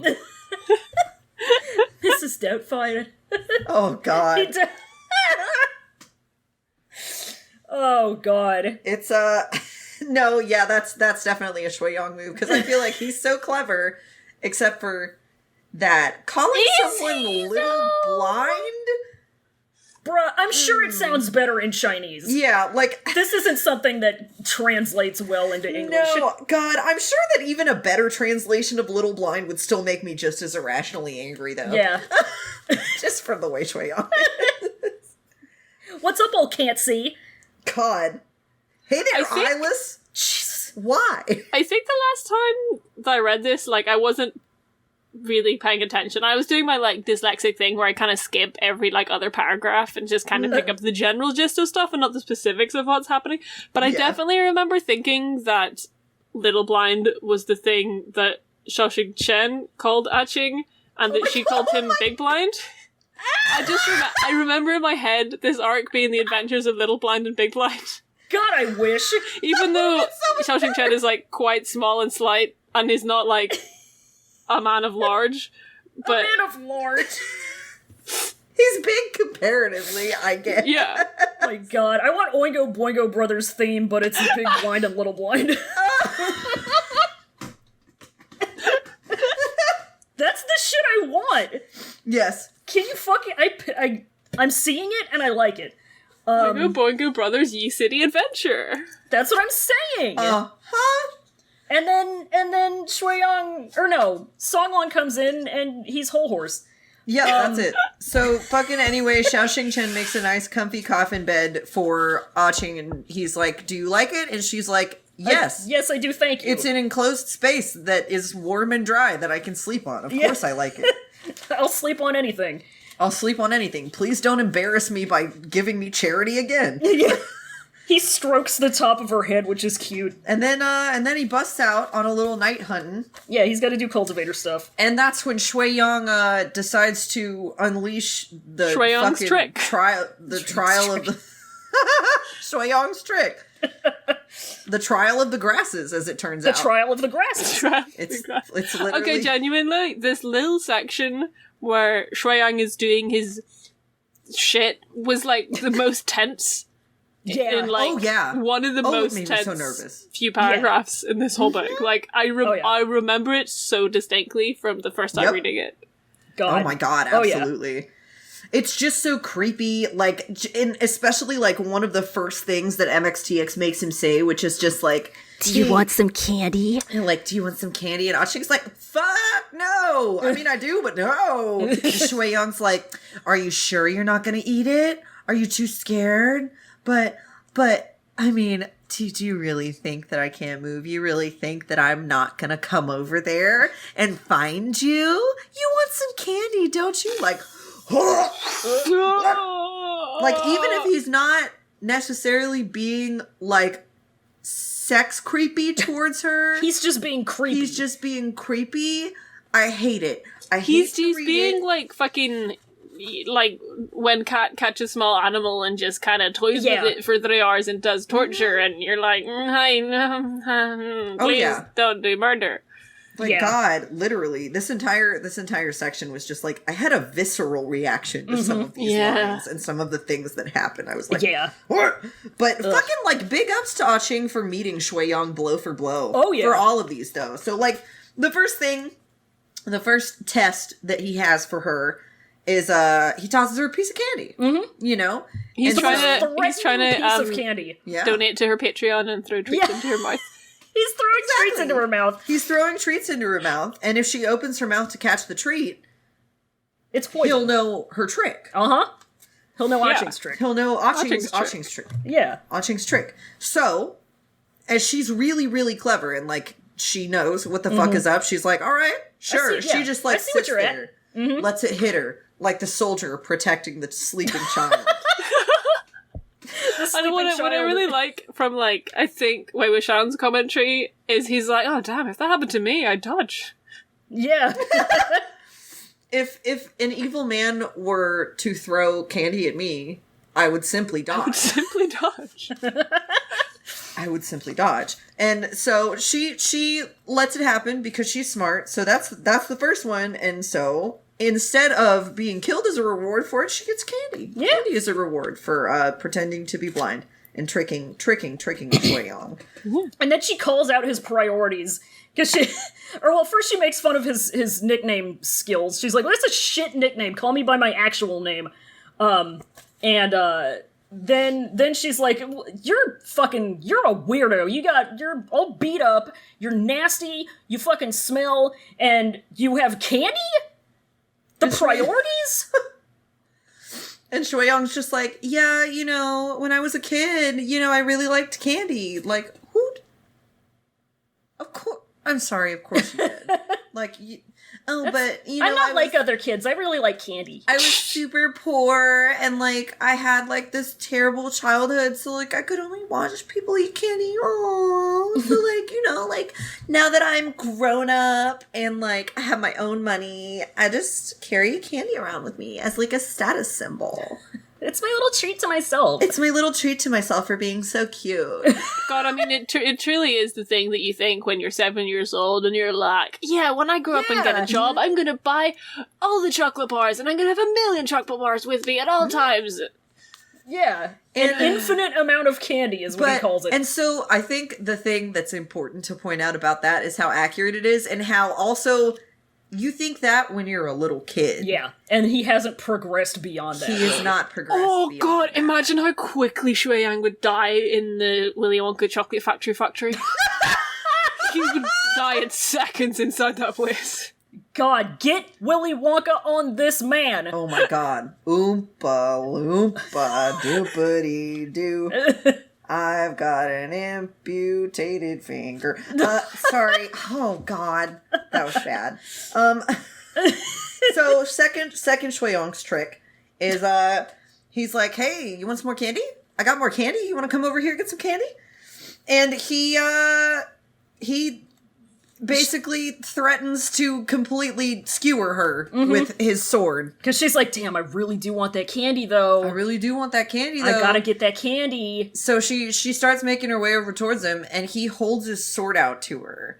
And the trick, Shui Yang's trick, The trick of Shui Yang, rude. is if he sees that she notices it, he'll know she's not blind, but she might walk into it if she's actually blind, and she'll die anyway. So it's the trial. Yeah, it's the trial. But she passes it. She goes, trial. She and passes it 'cause right she's before smart. it's about to stick her in, poke her in the tummy, he pulls it back and he gives her some candy. Yeah, he gives up. He gets up. He's like, that's all right. No, yeah, I'll throw some treats in your mouth. And then he's but this like- is now it's his third trick. Now it's his third trick, and he goes, "Where's your dao-chong?" And she's like, I don't know, hunting. And he says, hunting, more like night hunting, more like D's nuts hunting. I mean, yeah. These hunts. And Ao-cheng's like, D's hunts. D's hunts? Ao-cheng's like, go, whatever. He's just like out there fighting zombies and shit for free. Like, there's no difference, obviously. Yeah, it's the same shit. Who And then cares? We Wei saw a Wuxian- zombie cow. Tell me how that's any different. Wei Wuxian is once again impressed by how clever she is. And when Wei Wuxian is impressed by how clever you are, You got it. you know that shit is real. You know you made it. She is so fucking smart. But like, so she basically turns the tables on him. She tables the turns on him. And- She's like, you were back on your bullshit. You're back on your bullshit. And she said she didn't say night hunt on purpose because she wanted to figure out whether he was a cultivator or not. And you know what? Ah-Ching's trick. Ah-Ching's trick. She did it. She Yeah. figured it out. Good for her. Ah-Ching's Coaxed trick into versus a Shui Yang's trick. snafu by a ching. Yeah. This man tries to coax her into a snafu, and she coaxes him into one of her own. That's so. right. The turns table, like, back and the forth turns constantly. be rotating. Yeah. Some fucking lazy Susan in this bitch. It's a lazy Susan of table turning. Oh God. So Shui-Yang's like, how can he night hunt if he's blind? And she's like, you are back on your bullshit. There's nothing wrong with it. His sword's really good and he's cool, so fuck off. Yeah, you haven't seen Daredevil? Yeah. She really leans on the big starry-eyed child idolizing somebody. And I mean, it works out for her. Yep. It's worked out for her these past however many years, and it works out for her now, even with Shui-Yang clever ass. Mm-hmm. And so she's now officially passed all 3 of Shui-Yang tricks. Yep. And he's like, all right. Yeah, she's got to be blind. I'm good. Yeah. And so his faith in her is restored. However, conversely, her faith in him is completely destroyed. Yep. She knows. Confirmed. She fucking knows. She knows. She says hashtag. Yeah, she says hashtag confirmed. And the next day, she goes up to Xiao Xingchen, who's just, doing some home improvement. He went to Lowe's, and now he's trying to fix the roof. And she's like, this fucking guy, dude, I'm telling you. Yeah, I wanna point out that Xiao Xingchen basically watched a DIY video on YouTube by like a mommy blogger, was like, oh, I could do that. You know what, the roof doesn't need fixing. I could totally do that. He goes to Home Depot. He gets a DIY recipe for some thatched roof. He buys entirely the wrong product, but they're only like slightly wrong. And then he comes back and he realizes that he's in way over his head because not even the mommy vlogger knew what she was doing. It's a shame. So he comes back. He has no idea how to do this shit. Shui-Yang calls him out on it. Well, first. Oh yeah, but first Ah-Ching pulls him aside. Yeah, Ah-Ching is like, this fucking guy, dude. I don't trust this guy one bit. You gotta keep an eye out. And he pulls out some Pan's Labyrinth ass logic. He's like, you ate his candy, so leave him alone. Like, what is this fucking? You accepted a gift from him, so obviously you think he's fine. Yeah, you accepted a gift from him, so it's okay for him to stay because he's some kind of fairy creature. Ah-Ching is like, no, he's problematic. I have the receipts. I have the tea. If you listen, Ah-Ching. As a centrist, I firmly believe. I firmly believe that receipts can't be fully taken into context. What the fuck ever. Ugh. It's okay. I don't think anyone should be unjustly canceled for things they did 5 minutes ago. Ah-Ching, have you listened to his side of the story, Ah-Ching? God. Jesus Christ. Honestly. I think you should get both sides of the story before you judge. And so good for his centrist ass because Shui-Yang comes up and he says, I heard my name. Y'all talking shit. My ears are burning. And Ah-Ching's like, fuck off. Hell no. Don't flatter yourself. I don't trust like that. Living in her mind rent free though. He is definitely living in her mind rent free, and I mean I don't really blame her because like sometimes he lives in my mind rent free. Yeah, because I think about how angry I get that the fandom just like eats his dick, but. Whatever. The fandom stays drawing him breasting boobily in the coffin. And that is the only good thing, good part of his representation in the fandom is the titties. Sorry about it. Keep drawing him breasting boobily. I want nothing else to do with him except for them titties. Bye. Like he's fine. He's a hot twinker, what the fuck ever, but that's about as far as I'm gonna go. I just, my conscience can't do it. The boner can't get fully up. I cannot become fully engorged like this. Not in this way. Sorry, Sarah. Jesus. Good lord. So he comes out and Xiao Xingchen is like, well, you're not all the way better. Why are you walking around? And Shui-Yang's like, I'm just exercising. It's PT. And you know what? It's like, I got bullied so much when I was a kid. I got beaten up so much. He loves to slip in little details about his horrible backstory. Yeah, like, fuck. He's like, let me talk about myself. This just, like, reminded me of, like, a complete, like a near complete stranger just coming up to you and starting to give you their sob story and oversharing. I'm like, cool, you suffered a lot. I'm sorry, but I don't care. You're like, are you sure I'm the person you want to know this? Like, and literally Xiao Xingchen's reaction is exactly that. He's like, oh, oh, okay. Yeah, but then, he's like, he literally wasn't sure whether to take it as a joke first because Shui-Yong was like, yeah, I got the shit beat out of me all the time as a kid, so, like, this is nothing to me. it's whatever. Like, oh, God. Okay. Wow, is But that then what he- all high schools are like? Right? Yeah. Shui-Yong does, like, the one good thing he does ever is he just changes the subject. He's like, oh, so you doing some home improvement? Can I help? So, Shui-Yong's like, no, I'll be fine. Oh, wait, not Shui-Yong, sorry. Xiao Xing-Chen's like, no, I'm Gucci. I can totally do this. It's just like putting some wood on more wood and straw, right? It's simple. A baby could do it. hammer and nail. And Shui-Yong's like, Daojong, Come on. come on, Daojong, like, really? Do you really know how to do it? Xiao Xing-Chen's like, no. Fine, you caught me. His intentions were very good, but he's just too much of a femme to do housework. He's too much of a bottom. He's too much of a bottom to do any of this. And like I've said before, the real tragedy of Yi City is, and they were both bottoms. They were both bottoms. Sorry about it. It's like two of the same poles of a magnet. So It's fine, Ashing's they here. like, yeah. To be dominant and confident. Yeah, that's right. So And they, Ah-Ching's just mad that they're having a good time yeah, with because each other. she left when Shui-Yong came up. She left and snuck behind the window and eavesdropped. And she just watches them, like, work on the roof and, like, become buddies, basically, because Yeah. Xiao Xing-Chen has never met another person before ever in his life, so he has no frame of reference for what, like, a cool person to hang out with is. Yeah, and unfortunately, like, Shui-Yong is witty and kind of charming because, of course, he is. He's a psychopath. And Xiao Xing-Chen buys into it immediately. Ah-Ching's mad as fuck. Wei Wuxian's mad as fuck. Wei Wuxian wants to draw himself into this world like fucking Chalk Zone and beat Shui-Yong's ass. But he can't because he's trapped in this child's psyche. And Xiao Xing-Chen is just sitting up there on the roof going, I don't know, I kind of like this Ted Bundy guy. So, God. so they're mad, and Wei Ying is, like, thinking, he's thonking, and he's like, yeah, in Shui-Yong's piece of shit idiot onion, he's mad that Xiao Xing-Chen caught him, so he's, like, blaming him for his having gotten beaten up.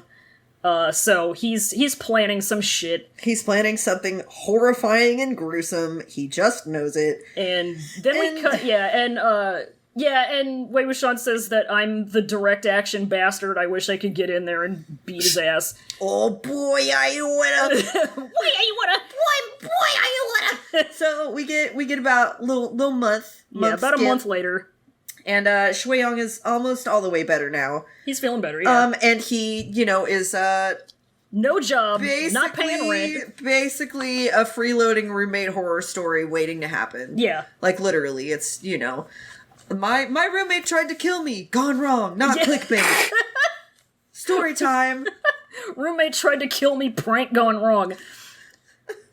And so Shui-Yong is like, Taoxiong, why don't you take me with you on your night hunt? Like, I'm sorry, but the interaction between Shui-Yong and Xing-Chen in this part just makes me want to yart so much. I hate the tone of it. It's very well written. Yeah. Obviously. Yeah. Which is why I hate it. Yeah. I just have such a visceral reaction to just Shui-Yong, like, playing with Xiao Xing-Chen, like, oh, Daojong, like, being so charming and shit, and Xiao Xing-Chen's like, oh, you can't come with me, you make me laugh too much, I'd lose my aim, you're so funny, my nameless friend. And Shui-Yong's like, oh, then it's okay, I'm just not gonna talk then, like, I'll be good. Don't give me the cold shoulder, Daojong, please. Like, twirling his hair around his finger. Eating some bubble gum. He's like, don't give me the cold shoulder, Daojong, take me with you. Please. And so, of course, Xiao Xing-Chen does, because he can't say no. He can't say physically Literally, incapable of saying no. I have to. No.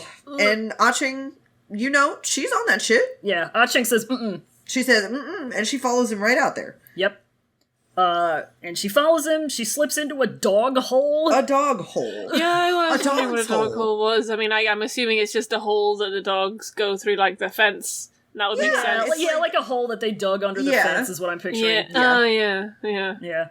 She's- I don't know. she's- Fuck if I know. She's wily enough that she can slip right in there, so she does that and she spies on him. And Wei Wuxian's like, oh god. Because Oh, no. Yeah, he says, here it comes. here it comes, because Xiao Xingchen, he's raising his sword to take care of what he thinks is a walking corpse, and Shui Yang is sitting there calmly facilitating it, but the problem is it's not a corpse. It's not a corpse, it's an alive villager. It's an alive villager, and you know what? I'll tell you. Unfortunately, We hate to see it. This is not an isolated incident. We're gonna Yep. figure out all that fun shit Next time, next time. in chapter 40, Grass's part 8? Grass is part 8 of them? 8 of them. 8 of them. Eight. And that's Maybe the more. final part of Grass's. Maybe more. Maybe more. Isn't that I did. Grass's final I part? did finish reading the list because I read this chapter this week. I haven't read any of the rest of the novel. Like I haven't done a reread yet. So I read this chapter and then I was like, oh my god, and like read the next 2 chapters as well because I was like gotta. Oh my god. Yeah, Sarah, that's right. Fucking when you first got into Modao, like, didn't you like watch the Donghua first and then you like read the whole book in like less than a week or some shit? Something like that. You know? Yeah. You know. Fucking, they were just voracious about it. It was great. Hell Yeah. yeah. Like, the only reason I feel like I finished the book in any decent amount of time, I actually read it in, I think, like 2 days, was because I was on a road trip and I had nothing else to do. So, like, big ups. Shit. I think I But- definitely had else to do. Like I had uni to go to. I remember like reading it like on the bus to school every day. Just like, oh shit, it's my stop. I've got to stop reading this zombie twink gay Dude, that's novel. That's how I am with Dune right now, so I feel you. God. Yeah, the other zombie twink gay novel. Oh, yeah, that's it. Oh, worm? Oh, worm? A worm? Hey, what if there was a zombie worm? I think it would be pretty cool. Like the zombie cow. Zombie worm? Zombie worm. A zombie worm? Zombie worm. Well, I don't know too much about Dune yet, but I think that might defeat a major plot point. I could be wrong, though. Don't quote me on that. I ain't saying anything. Okay, good shit. Have you read the whole series? Not to go on a I have read the Book of June twice. Cannot remember a single thing that happens in June. Yeah, that's fair. That's the only way to read it. Like you gotta read it. You gotta like Fear itself. You gotta let it flow through you and pass out, and then forget everything.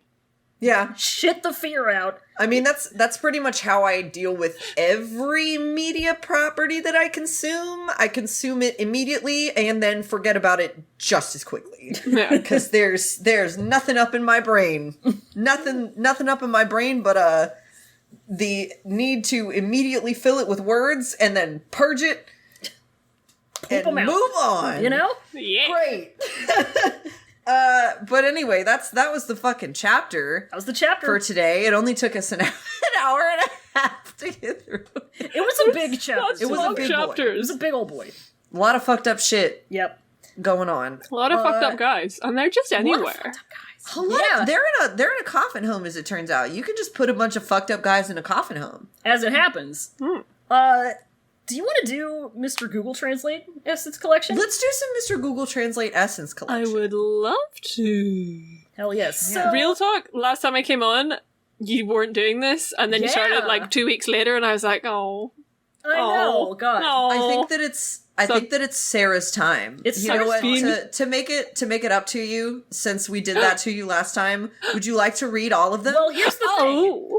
Oh. I have something a little bit different. You today. do? Yeah. Oh. So I only have one selection for us today. okay. But it's a big long one, and it has a lot of dialogue. Okay. So I was thinking maybe the three of us could do kind of a little a bit of an audio Yeah. drama kind of thing. Okay.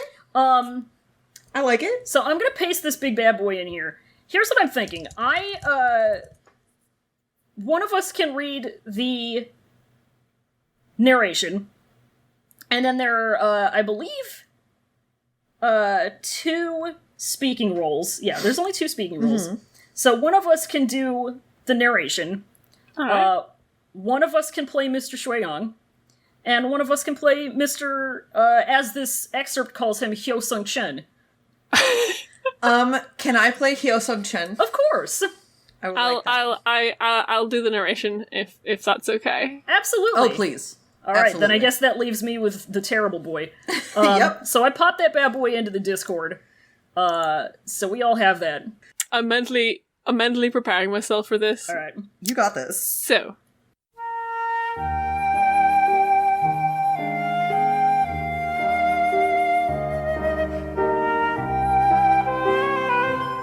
Hyo Sung-chan nodded and walked to the Tang Yuan stall where Shui Yang was. Stardust. Songlan spotted Shui Yang sitting on a stool and whispered Hyo Sung-chan. How could Hyo Sung-don not find Shui Yang? But why? Shui Yang's face had a white stain on it, which made the pale face look a bit sick. The disappearance of his left arm made his thin body even thinner, as if a gust of wind could blow him away. How could you shout at yourself on the Jinling stage? I think this is What? you. I don't know who this is. I have no fucking idea. Lord, don't forget me. Let's just take a look at it. The look of the casual boy. Hyo Sung-chan thought to walk to Shui Yang. Shui Yang didn't notice that he was still sitting there, with a spoonful digging the rice balls. Seemingly feeling someone blocking his own sunlight, Shui Yang raised his head and asked, Is there anyone in front of me? Who are you? Shui Yang.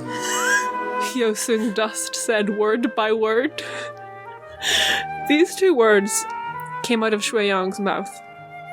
Hyo Sung-chan only felt that his heart had been pulled. Shui Yang seemed to hear something very taboo and immediately jumped up from the stool. Stardust?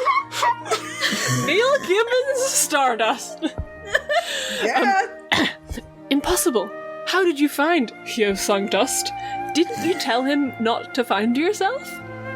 Before thinking too much, Shui Yang accidentally bumped into the corner of the table and cried in pain.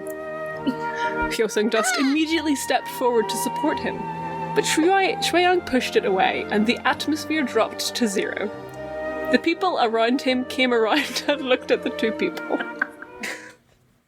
Wow, what a beautiful piece of literature that was. The look of the casual boy. Xiao Stardust, like, can we Xiao real Stardust. quick? Can we just rap about a Song Stardust ass. Xiao Stardust AU? Hello? Can we just touch on that briefly? 'Cause I would love Thinking to see about it, and is Xiao Xing-chan played by Charlie Cox, who also notably plays Daredevil? Oh my god! I never even fucking realized that before Connecting today. the tip! Jesus Christ. Like No, a box is fucking- full of... I was thinking that it was Songwon who was played by Charlie Cox, and then Xiao Xing-chen was the star, which would be funny and cute to me. And also, listen, now that I'm thinking about it, it kind of makes sense because she was real sheltered too. She 'Cause real... She was star, and she was real naive, and that was what came- led to almost her downfall. Yeah, she came down to Earth like someone leaving the mountain for the first time, and, Hey! Hey! and fell in love. We're seeing themes, we're seeing parallels. And you know, I'm really- she was very much sort of willing to like give up her. I think she was like willing to give up her light to save the boy. I haven't seen Yeah. Stardust in a while. I've also I know, never it's read been a it. while. I have can't never even- seen And I it never already. I can't even remember her name, but it was good, and I remember that it was good. I have read the book and the movie, but as I mentioned before, it's gone now. It's all gone. Past The it's only flown through you. the only shit I have room in my brain for is useless song lyrics. That's all. Everything else gets knocked out immediately. I retain enough that I can make vague allusions to things. Like, hey, it's like that thing, or like that guy from that thing. You know that thing I'm talking about? Remember the dude? I turn Remember more and more into things? my mom every day. Remember things? Remember things? Remember places? No. No. Not remotely, thank you. So, good session, folks. Yeah, pretty good.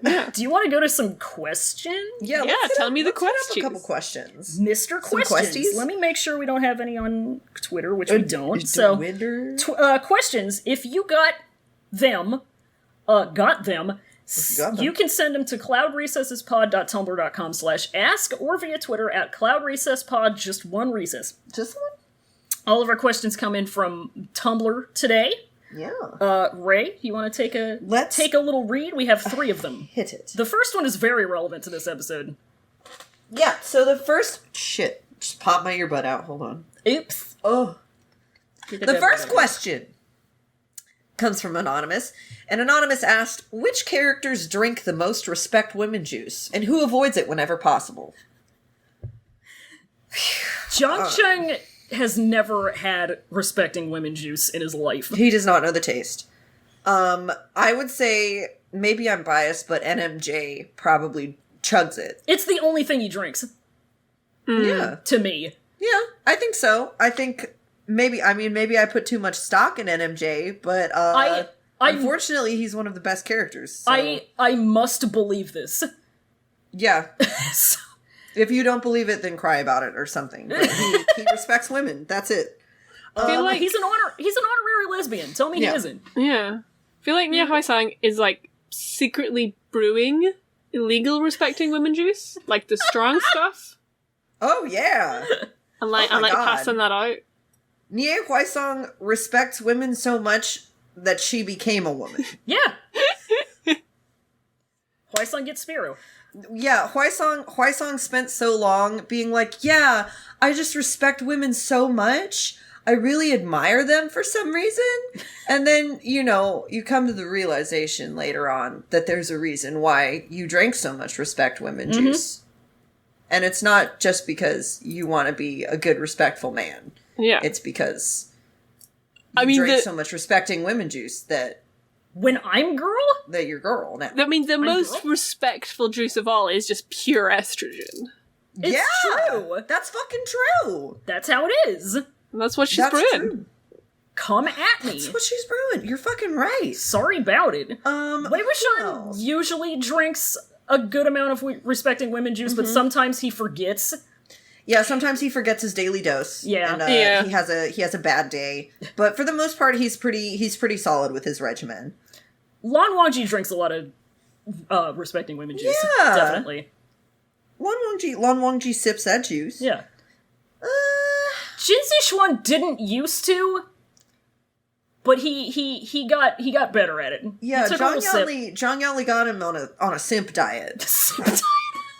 It's just respecting women juice. No, I didn't. Did you say sip or simp? Simp. Okay. Simp. Yeah, okay. Yeah. Take a sip of that simp. Take a fucking simp, babe. Take a fucking simp, babe. Pick one off the shelves. Good lord. Jesus. All right. So that's I feel satisfied with that answer. Yeah, it's a good one. Our friend the trashiest of cans asked, what are all of the characters... The trashy can. What are all of the characters' favorite pizza toppings and why? What do they drink with their pizza? I love y'all and keep up the great content. Thank you. First of all, I Wei like- Wuxian, pineapple lover.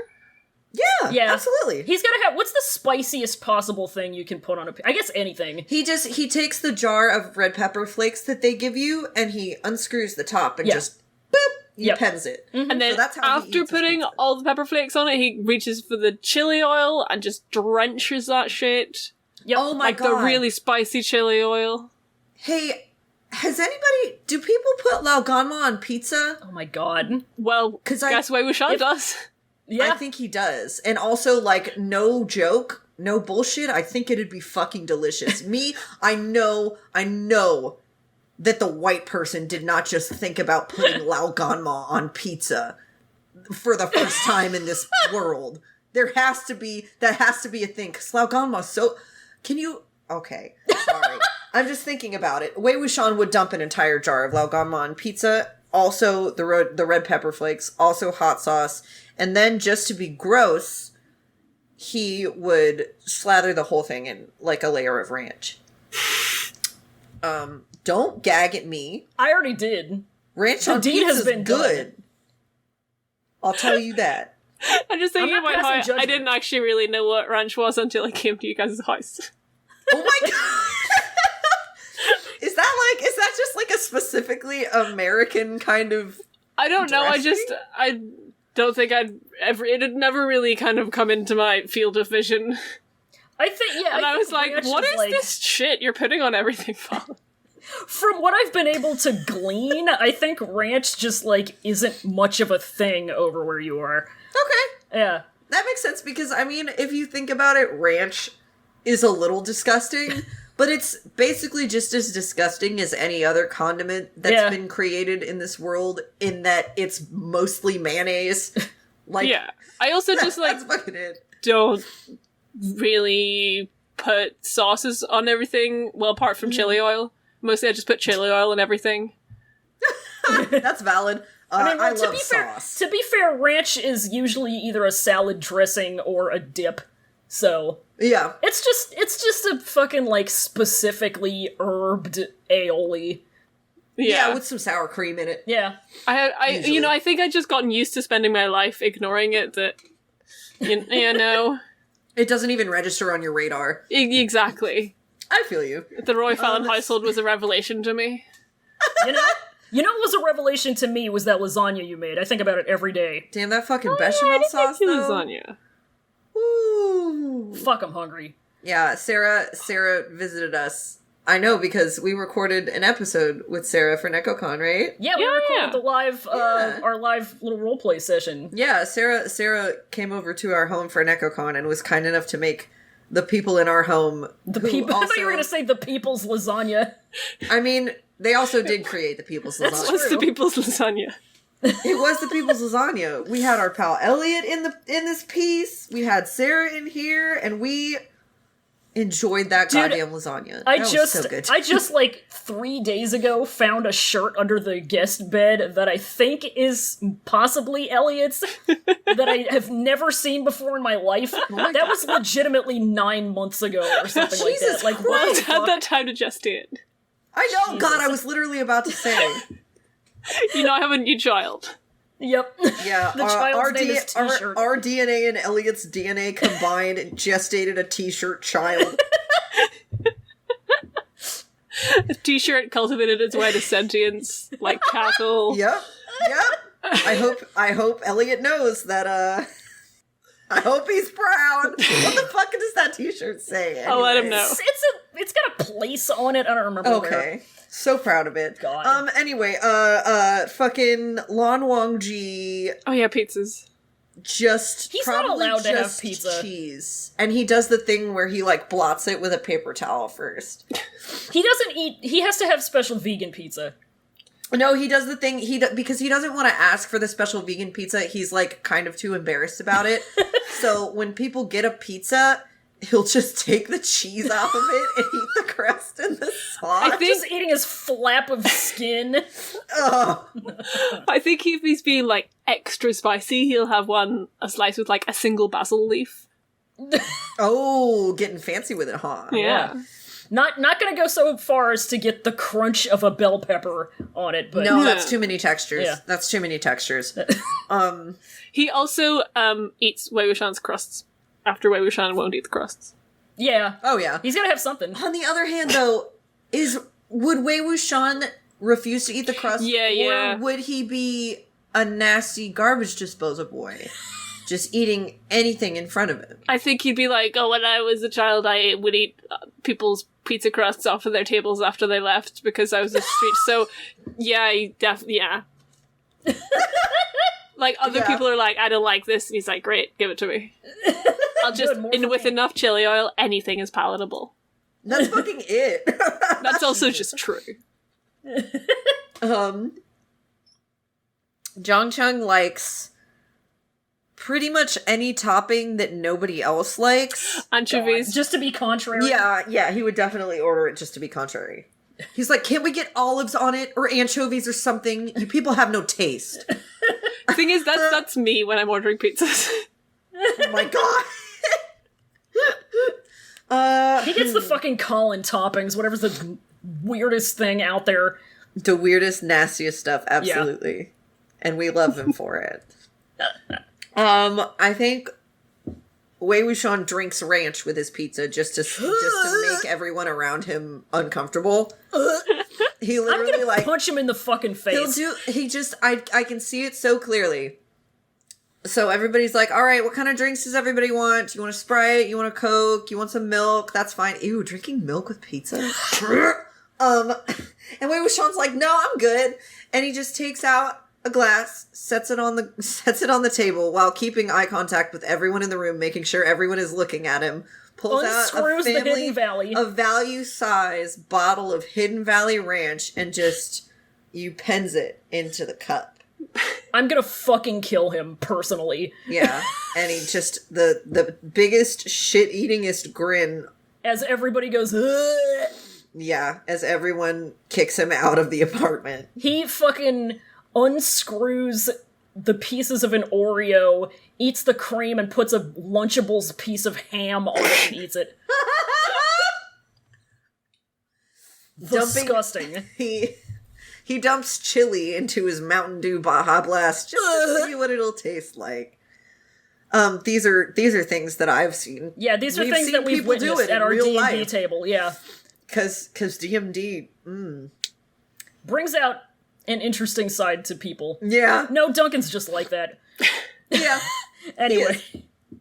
Fucking, oh god. I'm satisfied with these answers. We've satisfied with that. Just Wei Wuxian just laughing and not being normal. I can't stand him. I can't stand him. That's that on that. That's the tea. That's that on that. Is that questions? No, we have one more. Woohoo! So, Matrim Kauthan, I think that's. I could tell you, but only if you would like me to.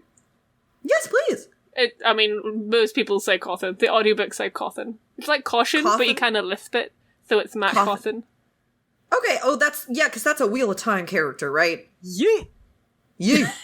Fucking, alright, so Matrim Cawthon asks, I'm 4 hours into a bag of wine somewhere in the middle of nowhere enjoying some time off. Good for you. So, what kind of vacation people are your faves? Well-planned city trips, last-minute hiking, beach and wine, only short trips or long-ass months away, people not knowing if they're even still alive or not, leaving without telling people or spamming their Instagram with obnoxiously fun pics. I really need to know how Songchung goes on holiday, because JC and NHS seem very different to me in that aspect. First of all, I just want to shout out to Olivier. I hope you're enjoying your holiday. Yeah. Oh yeah, absolutely. Fucking wow, that's a great question. I think Wei Wuxian is definitely the most impulsive vacation taker. He's one of those who'll be like, well, I'm gonna go backpack across Asia for 6 months. Bye. Yeah. I feel like he tells you. Yeah. Like, Nie Huai-sang really wants to go on holiday, but like she can't be bothered like doing anything for herself, so she just kind of like talks about it at the table with the boys, and then kind of like the boys end up just like organizing this holiday, and Nie Huai-sang is like, I don't really know if I want to go. Okay, I'll go. Let everyone else make the important decisions. Yeah, exactly. Like, Nie Huai-sang is the kind of person who'll, like, I feel like, talk about, oh my god, it'd be, like, so nice to go to, like, Venice or Cannes, but, like, ugh, planning is so much work. And then JC's the one who's like, it's not that much work. Yeah. I can do it. I'll do it. I'll show you. I'll do it in an hour. It's Look, not that hard. I'll even book it for 2 people. Like, see, it's not that hard. It's Planning is important, Nie Huaisang. Yeah. And then they end up in Obviously. Cannes without any, like, all the appliances they've brought are, like, the wrong plug, and they can't do God. anything. Jesus. They're just completely lost in the middle Yeah, like, of the Nie city. Huaisang's hair straighteners, like, just don't work right, because the voltage is wrong. Fluffy the whole time. Oh God, the indignity of it all. No, I'm just picturing him with, like, one of those, like, a fan, but it's one of those kind of handheld fans that you, like, turn on and it spins around, like... Please! I want it! Fucking absolutely. And then once they get to the destination, I think that Nie Huaisang is definitely just a beach and wine kind of bitch. Oh, yeah. Yeah. Just doing absolutely nothing, does not want to do any sightseeing, just Unless wants to it's, vibe. like, to, like, a famous art gallery or something. Oh yeah. Yeah. Like they will There's hit no the museums schedule, first. though. Yeah. No itinerary, no schedule, absolutely not. Beholden to nothing. No. Because I feel like- Zhang Chang writes out like a long schedule of like all the things they're going to do today, and it's just like way too many things, and they do like one thing, and Nie Huaisang's like, oh my god, like I'm just so tired. Can we just go back to the hotel? I'm so tired. And Zhang Chang is like, okay, but like we're gonna hit up these other thing museums today, and like if we're not going to do anything while we're on holiday, why did we even bother coming? Huaisang says, "Here, let me. I'll hang on to the itinerary. Because I have like a purse, I'll keep it in here. It's fine." And then conveniently loses it. It like drops it in the Seine. Yeah, Fucking JC is the one who tries flushes to it just down the like toilet. Yeah, JC is the one who tries to power walk them everywhere. God. We have to see these national landmarks. We gotta get everything in or else the trip's not gonna be worth it. Slow down, I'm wearing pumps. And yeah, Huaisang's just like, oh my god, it would have been worth it if we could have just stayed in our room at the Four Seasons and like went to the spa. Wouldn't that be nice? Slow down, I just have these little hooves. Like JC's like, what are you talking about? Don't you want to see the Notre Dame? It's a classic piece of architecture. I mean, yeah, but like, You're not taking this seriously. We have to get our money's worth out of this. God. we're on Traveled all this way. holiday. But then they do end up just like they get to wherever they're going and it's like closed, so they end up just like finding a nice little cafe and then sitting there for like 3 or 4 hours and they have a really nice time. Yeah. And Zhang Chang is like, okay, I guess you're right. Okay, I guess I had fun. Whatever. Guess. He unclenches just a touch after that. I Which like is that. enough. But it's fine, he reclenches when they get the bill and it's like a fuck ton because all those little like Persian corner cafes are a ripoff. Oh my god. Fucking Lan Wangji, I think, is the kind of person who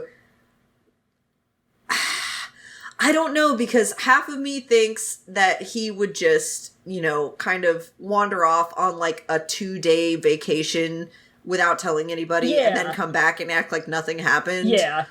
But the other half of me is like, oh god, maybe his sense of responsibility wouldn't like drag him away for even that long. Maybe it's somewhere in the middle. Like, he goes off and he leaves a note that says he's going to be gone for X amount of time, but he doesn't say to where. Oh yeah. Okay, let me hit you with this. Leaves him This. wondering. Wei Wuxian wants to go to Ibiza to go clubbing, Yeah. and Lang Wenji like has to come because just out of a sense of responsibility for the world at large. Yeah. So I'm just asking you to picture Wei Wuxian in Ibiza, like he's looking at like hitting the clubs, and Wang Ji's just kind of there. Yeah. Just like playing bodyguard. God. Oh god. Lan Wangji just kind of like hovering, not too close to him. Just gotta make sure that he's okay and doesn't get himself into any, I don't know, international intrigue. God. Because that is likely. Yeah. Likely. It will happen. Pokemon will happen. But it's fine, he does get to watch his boyfriend's juicy ass bust up the dance floor. That's very true. You looking at my notes? Yeah. I wrote my editing notes for the last episode on the back of an envelope. Anybody got any yogis? I don't know shit about crap. Stupid. Go on every fig. What I said. Fan fiction. But anyway, that was actually it Yeah. for questions. Anybody else? Vacation vibes? No, I head empty. Yeah, well, Yeah, no thoughts head empty. Lan Shichen, Rush, Passage to Bangkok.mp3. Oh my god. Anyway, do you want to do some housekeeping? Because that's about what we got. Yeah, let's keep a little house. Keep a little house. We have a Patreon. Answer little questions. We do have a Patreon. Like Shui Yang house. himself, you can throw treats into their mouths. Yeah. $1 of treats per month. You can be a disciple of the show and get access to all of our Patreon exclusive bonus content, including She's not a Good iPad. Point swords at them, though. Please don't. I beg. Do not. I'll good find without you. it. Yeah. And you get a special role in our Discord. $5 a month, you can be a sec leader of the show and get all that plus a more special role in our Discord channel and a little thank you shout out on the show. And at the start of every month, you can get a little doodle from one of us. And for $10 a month, you can be chief cultivator of the Pod Recesses world and get all of that and an even more special role in our Discord. And you can listen in when we record our episodes, which includes episodes of the aforementioned She's a Good iPad. Which we will pick up soon. I'm One of very these sorry. I just really want to know when Shizen's gonna get the iPad. Well, here's the thing. Shizen started out with the iPad, and Yeah. the iPad is in his brain. Shizen woke up with iPad in brain. Woke up dead with iPad in brain. Yeah, like an episode of Black Mirror or something. Damn. Wouldn't that be fucked up? God, wouldn't it be so fucked up? Oh my god. Well, what if Apple like started putting iPads in your brain and they What could, if we like, control you? We all get iPad. What if we all get iPad? What if like they just turn the human brain into like an iPad? Oh my god, dude. What if and then the brain government become got iPad? involved. Damn. And then it was all a commentary on how we're so self-absorbed. God, that's Yeah. so deep, dude. That's what 5G is, I'm pretty sure. No, sorry. 5G was the thing that started the coronavirus. So Oh, get sorry, your yeah, facts yeah, straight. Oh God. I'm not serious about that, please. Twitter voice, boop! Get the facts! Jesus. Get the facts. Oy. Fucking. But yeah, all of our donors get to vote every month on which charity we'll donate 33% of our Patreon money to. If we get to $100 a month, that'll go up to 40%. Yeah. So shout out to our $5 sec leaders, Lenny W., Carrie, Lena, Rachel W., Audrey F., and Sarah. Sarah! That's me! Thank It's you. Sarah's time. Thank you. Thank you for supporting us. And thank you to $10 chief cultivators of the show, Scout and Colin. Yay! Yay, the day Thank- ones. Yay, the day ones. Thank you to Noisepace.xyz for being our podcast network. Check it out. Thank you, Matt GameCube, for being our host. Matt has been working very hard making a brand new, beautiful website. And we are thankful for him. We are always thankful for Matt of GameCube. Check it out. You can find other very good podcasts, such as Fear Baiting, which I have been making jokes of this whole episode. Fucking Jergin' It. Check out some Jergin' It. Please check out Hearging It if you Hearging if Hearging you It. I don't want to say enjoyed Secret Life of the American Teenager. Definitely not if you enjoyed Secret Life of the Definitely American not if Teenager. you enjoyed if you Are aware of it. absorbed Secret Life of the American Teenager or consumed it. Or if you just Even think if you the didn't. boys of Sam and Even Jordan if you Cannon are funny, which they are. They And are funny. what I've just remembered is that if, like me, you never listened to Jergenit because you can't spell Jergenit, you can go to secretlifepod.com. It's true. Yeah. It's a Secret Life pod. It's yeah. I think it's the only one.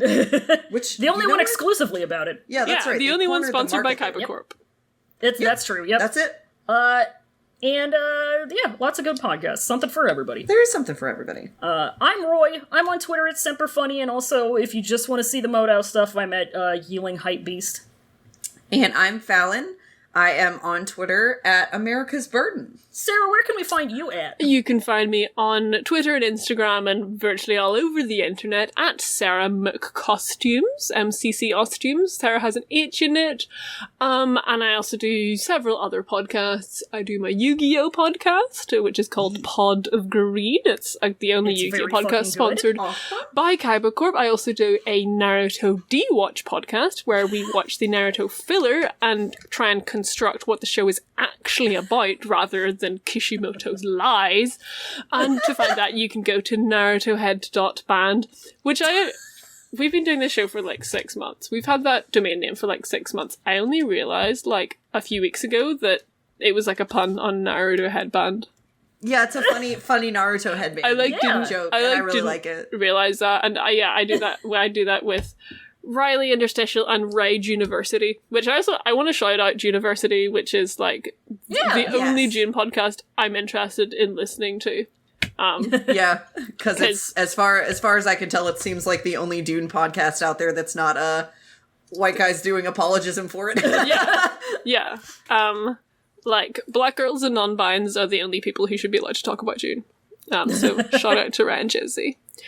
Very fair. Yeah, and I will definitely be watching it once I finish my Dune adventure here, because I'm very interested in listening to people who aren't insufferable talk about a book like Dune in a way that is constructive and informative instead of just mindlessly kissing its ass. You know, you can find Pod Recesses, the us, at cloudrecessespod.tumblr.com and on twitter.com/cloudrecesspod. Just one recess. Just the one. Just the one.